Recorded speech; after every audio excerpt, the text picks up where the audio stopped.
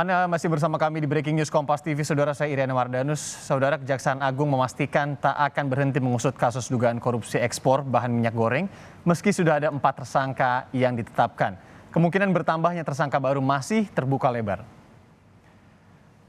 Kejaksaan Agung kini tengah mendalami dampak kerugian perekonomian dalam kasus yang menjerat Dirjen Perdagangan Luar Negeri Indra Sari Wisnuwardana dan 3 bos perusahaan minyak swasta ini. Kejaksaan juga tidak menutup kemungkinan akan memeriksa beberapa pihak dari Kementerian Perdagangan, termasuk Sang Menteri Muhammad Lutfi, serta perusahaan minyak lainnya. Pasalnya, perusahaan yang mendapat fasilitas ekspor minyak sawit mentah sebagai bahan minyak goreng wajib memenuhi 20% kewajiban pasokan pasar domestik dan syarat kewajiban harga pasar domestik demi menghindari kelangkaan dan tingginya harga minyak goreng di pasar dalam negeri. Kenyataannya, kita tahu perusahaan eksportir tersebut tidak memenuhi syarat tersebut dan tetap mendapat izin ekspor.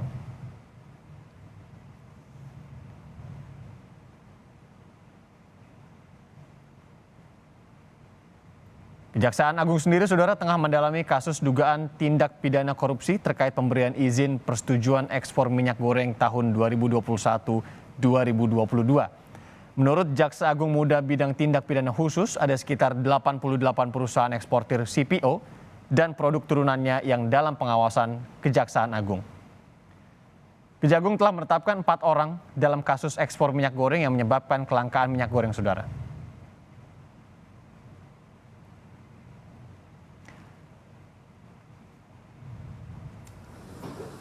Assalamualaikum warahmatullahi wabarakatuh.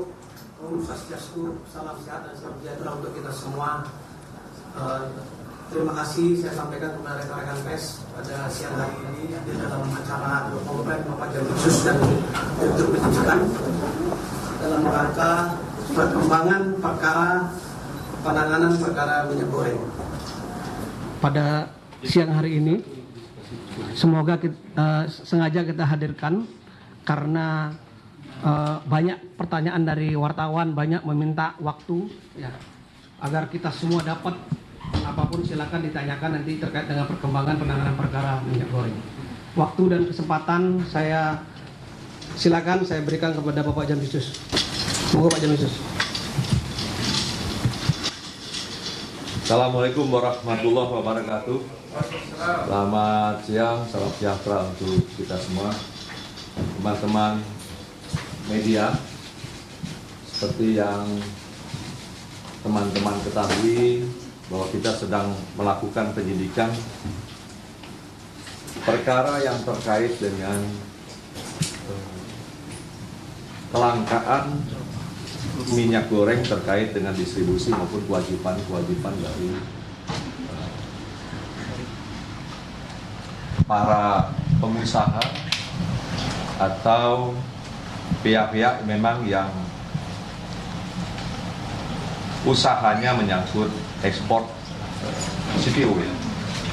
Karena pertanyaan banyak ini seperti yang Pak Kapus sampaikan, sehingga kita dalam kesibukan yang begitu padat, kita sudah pastikan di hari Jumat ini kita sediakan waktu yang agak panjang dan saya sertakan Direktur Penyidikan dengan Ketua Tim Penyidiknya. Silahkan nanti kawan-kawan bertanya bagaimana ini proses pelaksanaan penyidikannya maupun perkembangan apa yang kita lakukan, kemudian arah kemana penyidikan ini kita laksanakan. Intinya dapat saya jelaskan bahwa kita melakukan penyidikan sejak tanggal 4 April 2022. Ini kita lakukan sebenarnya tidak singkat, kalau lihat dari surat perintah penyidikan singkat, tetapi memang ini sejak awal terjadi kelangkaan ya, akhir 2021 terutama Januari, Februari, Maret kita menyaksikan bahwa minyak goreng langka dan ini menjadi kesulitan bagi masyarakat banyak ya, terutama masyarakat kecil yang berkaitan dengan usahanya butuh dengan minyak goreng tersebut. Kasus posisi intinya adalah bahwa ada kebijakan pemerintah untuk melindungi, menjamin ketersediaan minyak goreng maupun dengan harga yang terjaga,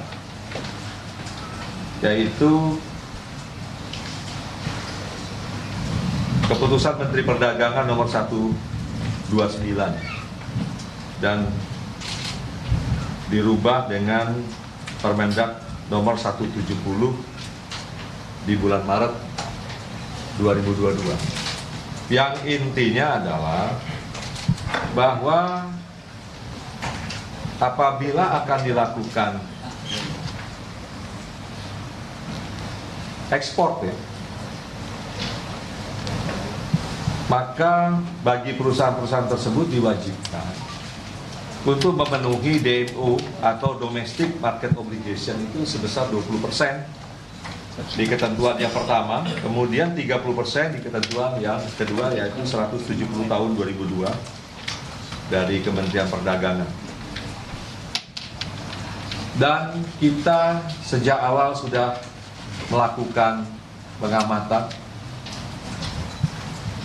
bagaimana ekspor yang dilakukan, sehingga kita dapat memastikan dengan 20% ataupun 30% itu seharusnya barang tersebut ada. Tapi karena ini terjadi kelangkaan, sehingga Kejaksaan melakukan penelusuran, melakukan penyelidikan, maka telah ditemukan alat bukti yang cukup bahwa persetujuan ekspor yang dikeluarkan oleh Kementerian Perdagangan, khususnya ya oleh Dirjen Dagdu yang kita tetapkan sebagai tersangka, itu dilakukan dengan cara melawan hukum, atau realnya kita ketahui DMO tersebut tidak terpenuhi secara nyata, sehingga ya minyak goreng tersebut tidak ada di pasar. Itu yang kira-kira kasus posisi yang kita putuskan bahwa kita akan melakukan penyidikan sebagaimana perintah Presiden agar ini segera tuntas. Maka kita juga sudah menambah tenaga penyidik untuk mempercepat, dan kita pastikan beberapa hari setelah penyidikan kita telah melakukan pemeriksaan sudah 30 orang saksi dan 4 orang tersangka tentunya ya sudah kita periksa terlebih dahulu.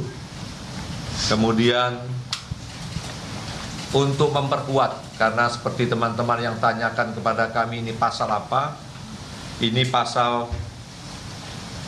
2 ya, dan pasal 3 Undang-Undang Tipikor yang seperti disampaikan Pak Jaksa Agung, yaitu ada beberapa ketentuan perdagangan yang telah disebut, itu adalah sebagai ketentuan-ketentuan yang dijadikan dasar oleh penyidik sebagai perbuatan melawan hukumnya.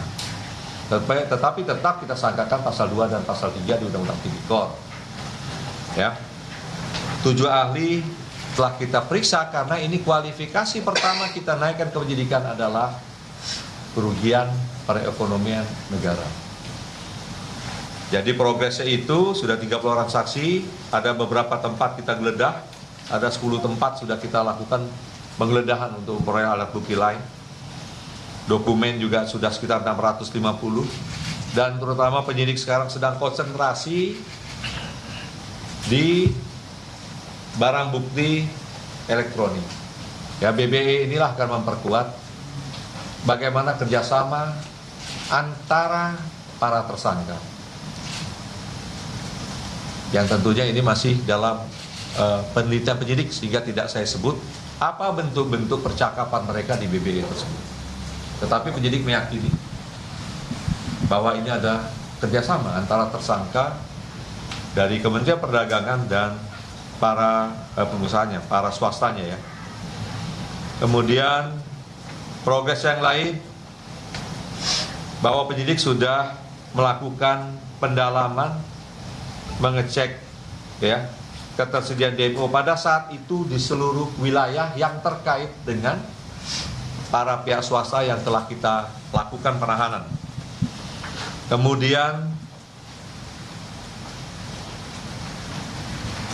Juga ada beberapa tindakan penyitaan terhadap beberapa alat bukti, khususnya dokumen-dokumen penting. Dan yang kemajuan yang paling baik saya melihat dari kegiatan penyidik adalah kemarin telah dilakukan diskusi antara penyidik dengan rekan-rekan auditor, bahkan langsung dipimpin oleh Kepala BPKP. Ya. Ini dalam rangka apa? Ini untuk menyamakan persepsi. Penyidik akan berusaha tentunya dengan rekan-rekan ahli, auditor BPKP, tidak saja melihat dampaknya di perekonomian, karena ini kan ada dampak kelanjutannya seperti kebijakan pemerintah BLT maupun kebijakan-kebijakan yang lain. Tetapi di BPKP kemarin juga sudah mulai dibahas kerugian negara yang terjadi. Dalam kualifikasi itu butuh waktu pasti. Tetapi akan kita usahakan secepat mungkin ini akan kita selesaikan. Untuk lebih jelasnya, karena pertanyaan begitu banyak ke kami, maka saya rasa itu saja yang dapat saya sampaikan, mulai dari modus yang terjadi, sangkaan pasar, kemudian perkembangan yang telah terjadi peroleh. Ya, saya persilahkan untuk rekan-rekan media untuk bertanya. Silakan. Rekan-rekan media silakan Satu ya. Tolong sebutkan dari media apa? nama dan medianya. Silakan. Saya Suhanda dari RRI. Yang ingin saya tanyakan, itu kan ada peraturan Kemendak dari Kemendak tentang 20% itu Pak. Dan peraturan Dirjen itu kan juga pasti diketahui oleh Kemendak. Minimal saya sebagai orang awam, Kemendak itu terus serta atau membiarkan perbuatan itu terjadi. Itu yang pertama. Yang kedua, ini kan saat pandemi Pak. Rakyat itu lagi sengsara-sengsaranya. Perekonomian masih belum stabil. Terjadi korupsi ataupun yang merugikan masyarakat begitu dahsyat. Apakah tidak akan dilakukan pemberatan oleh tim penyidik agar menjadi deterrent effect bagi pelaku-pelaku yang akan mencoba hal-hal seperti ini di masa-masa pandemi atau masa seperti ini? Terima kasih Pak. Baik Pak, bisa langsung dijawab. Langsung ya. Langsung satu-satu langsung dijawab ya. Ya, jadi saya jawab langsung ya. Dan kita minta yang telah ditanya akan kita jelaskan lengkap sehingga tidak ada pengulangan pertanyaan kembali dalam hal yang sama. Memang ada ketentuan 20% ya, yang dikeluarkan. Nah, ketika pengajuan ekspor ini memang harus diteliti apakah memang DMO ini sudah ada. Nah, ketika ini lolos, ya, seperti yang kita sampaikan bahwa ternyata di lapangan langka, tentunya ini menjadi pertanyaan bagi kita, apalagi penyidik. Ketika izin ekspor yang diloloskan tersebut pada kenyataannya DMO ini tidak terpenuhi, maka dapat dipastikan bahwa semua syarat yang diajukan memang ada tindakan manipulasi. Sehingga memang kenapa ISW ditetapkan? Bukan pembiaran. Tetapi ketika diizinkan ekspor, ISW dapat kita pastikan tidak melakukan pengecekan atau dari alat bukti lain memang sudah mengetahui bahwa kewajiban ini tidak terpenuhi. Kira-kira seperti itu. Jadi ISW ditetapkan tersangka karena memang adalah pejabat yang paling punya kewenangan untuk meneliti pengajuan ekspor tersebut. Dengan syarat bahwa itu diizinkan apabila memang sudah terpenuhi 20%. Kemudian berubah 30%. Kenyataan itu diizinkan, memang faktanya tidak terpenuhi. Nah, seperti yang saya sampaikan bahwa ini masih dalam proses penyidikan. Kita belum bisa menyampaikan apa yang menjadi kerjasama antara pihak pemohon dan termohon. Tetapi tentunya penyidik sudah menetapkan, ya, dengan objek pemeriksaan masalah ekspor dan kewajiban depo, tentunya penyidik sudah punya alat bukti. Ya. Mengenai siapakah nanti dalam proses ini yang mengetahui ya, atas tindakan kesengajaan memberikan izin ekspor, kebutuhan domestik tidak terpenuhi, ini proses. Akan kita lihat sebagaimana Jaksa Agung sampaikan, siapapun yang terkait di sini akan kita lakukan pemeriksaan. Yang kedua mengenai pemberatan. Saya rasa pemberatan ini akan menjadi pertimbangan penting bagi kita. Karena seperti teman-teman sampaikan bahwa kejaksaan konsentrasi betul terhadap kebijakan-kebijakan pemerintah yang sifatnya strategis dan ini penting bagi kelangsungan pembangunan. Itu menjadi kita konsentrasi. Sehingga apabila ada kebijakan-kebijakan ya, yang menyangkut masyarakat banyak dan menyangkut keberlangsungan pembangunan, ini pasti akan kita lakukan penindakan tegas. Sekali lagi kita sampaikan bahwa akan ada dilakukan penindakan tegas. Ya, saya rasa itu. Saya rasa itu ya cukup ya. Ada lagi? Silakan. Tolong pertanyaan yang sama tidak diulang ya teman-teman. Jangan pengulangan. Selamat siang, saya Saparenta dari Inilah.com. Tadi walaupun seperti mention, cuman ada sedikit tambahan. Dalam pengembangan kasus suap ekspor minyak goreng ini, apakah tadi memungkinkan untuk menelusuri ataupun membuka peluang adanya tersangka baru khususnya yang sudah melakukan kerjasama dengan PT Wima tadi? Contohnya misalkan seperti Persis Solo.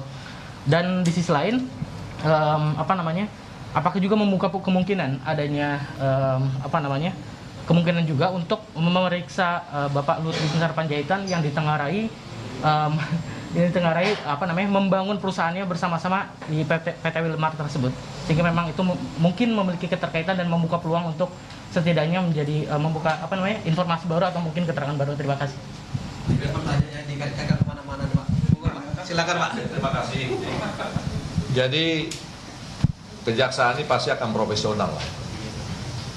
Kita sudah cukup pengalaman dalam penanganan perkara tipikor yang beririsan dengan undang-undang lain, seperti undang-undang terkait kepabeanan, pajak, yang terkait dengan pasar modal, irisan-irisan undang-undang perbankan, kita sudah biasa melakukan seperti itu. Oleh karena itu, dalam tindakan profesional tersebut, maka penyidik kita kendalikan itu dalam proses pemeriksaan baik terhadap saksi maupun tindakan-tindakan penggeledahan, tindakan-tindakan upaya paksa lainnya, hanya satu itu bertumpu dari kepentingan dan keterkaitan proses penyidikan itu sendiri, termasuk para saksi. Ya, kita tidak melakukan pemanggilan terhadap pihak-pihak di luar ya, kepentingan dari pembuktian. Ini ada proses kejahatan seperti yang saya sudah sampaikan bagaimana kasus posisinya, maka untuk memperkuat konstruksi pembuktiannya, tentunya alat bukti semua akan kita penuhi, termasuk saksi-saksi yang mengetahui perbuatan tersebut terjadi pasti akan kita lakukan pemeriksaan. Ya, terima kasih. Mbaknya yang belakang. Ya. Pak, saya Alfania dari Kompas TV. 19 April lalu Pak Jaksa Agung menjanjikan kemungkinan memanggil Menteri Perdagangan. Mungkin bisa dikasih bocoran Pak, apakah nama Mendak ini sudah masuk di daftar calon saksi yang akan diperiksa di luar 30 saksi yang sudah diperiksa kemarin? Terima kasih Pak. Jadi saya sampaikan, seperti yang tadi saya sampaikan, pertanyaan yang kedua, bahwa kita profesional, ini sudah ada kejahatan yang kita temukan alat buktinya, dan ini kualifikasi tindak pidana korupsi yang tentunya menyengsarakan masyarakat. Ya. Nah, dalam melakukan proses pembuktian dari sangkaan pasal tersebut, ini ada beberapa orang yang berkepentingan penyidik untuk melakukan pemeriksaan sebagai saksi. Ini tidak saja di pihak Kementerian Perdagangan, tetapi juga di pihak-pihak di luar Kementerian Perdagangan. Pihak bisa pihak swasta murni maupun ahli-ahli dari rekan-rekan auditor maupun dari perguruan tinggi. Spesifik ketika ditanya apakah menteri diperiksa atau tidak, saya belum bisa menjawab karena ini proses masih berjalan. Ketika proses penyidikan berjalan, tentunya ada tahapan-tahapan prioritas. Seperti awal saya sampaikan, apa tahapan prioritas? Penyidik kami sedang betul-betul disibukkan dengan penelitian barang bukti elektronik dan tindakan pengumpulan alat bukti lain yang dianggap cukup kuat, ya, untuk menentukan. Contohnya apa? Pengembangan. Satu, bagaimana mendudukkan gratifikasi, suapnya. Nah, ini sedang penyidik bekerja. Ada teman-teman nanti PPATK, ada teman-teman pelacakan aset dan lain-lain. Langkah-langkah prioritas itu yang kita pentingkan. Apakah ini? Nah, sekalian saya jawab ini, teman-teman juga banyak bertanya, apakah ini TPPU? Semua tidak tertutup kemungkinan akan kita kembangkan. Ditanya lagi apakah ini ada tersangka lain? Dari alat bukti, ini terus kita evaluasi dengan media expose yang dihadiri oleh lengkap, ya, jajaran direktur kami, ada staf ahli dan penyidik. Ini terus akan kita kembangkan. Apabila dalam expose tersebut ternyata ada yang terlibat dalam proses penerbitan dan kelangkaan minyak goreng tersebut, ya, maka tentunya akan kita tetapkan sebagai tersangka, termasuk juga dengan pemanggilan saksi.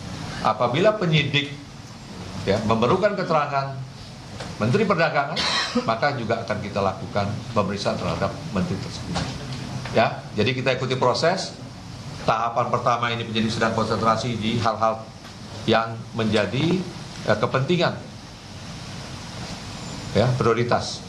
Nanti kita lihat proses kedua dan tahapan ketiga. Ya, silakan yang lain.